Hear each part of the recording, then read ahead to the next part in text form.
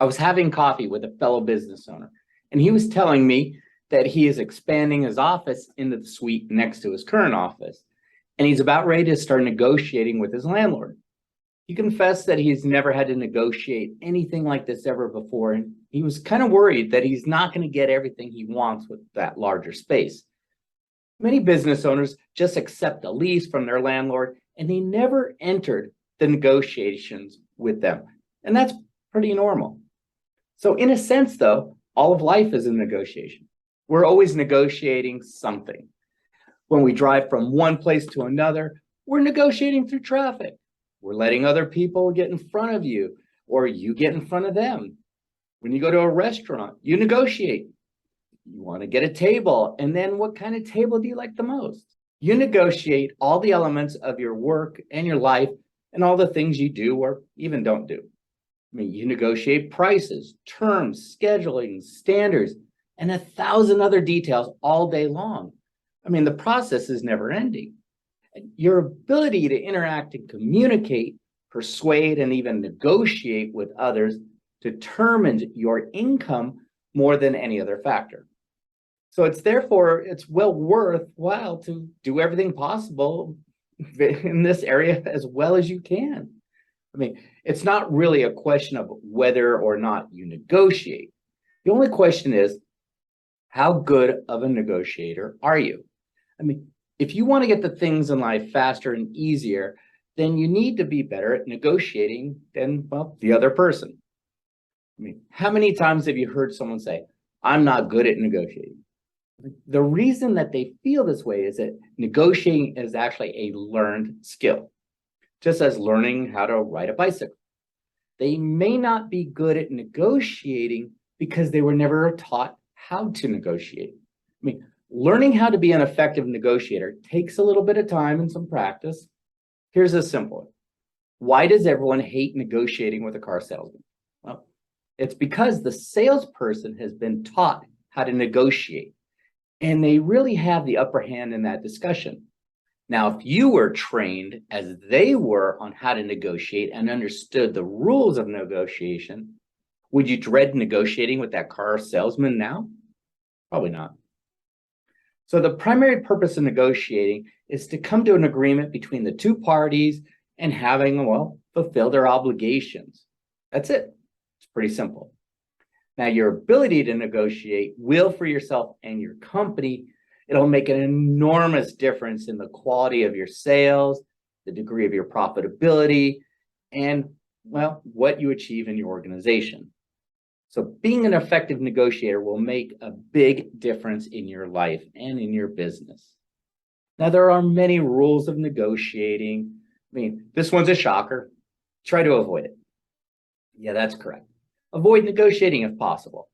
If the other party is so good at negotiating and you feel that you're not, then why would you enter into that negotiation with the attitude, well, it's not going to be fair and you're not going to come out so well in the outcome? Rule number 2, delay negotiating as long as possible. I mean, you must first have the desire to buy before offering concessions. I mean, never use negotiating as a substitute for salesmanship, your value. Number 3, negotiating as a sales tool. Use it as one. I mean, early concessions have very little impact on the deal and actually decrease the attractiveness of your product or service. So giving up those early concessions create an appetite for more bigger ones later. And, well, the first person to concede with those concessions will usually concede again and again. Rule number 4. There are several requirements for negotiating.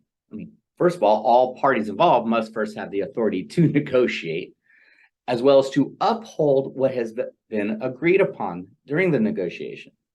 I mean, many times you enter a negotiation and you come to an acceptable outcome only to find out the person that you've been negotiating with has to get someone else's approval. Rule number 5, some primary aims of negotiating in sales.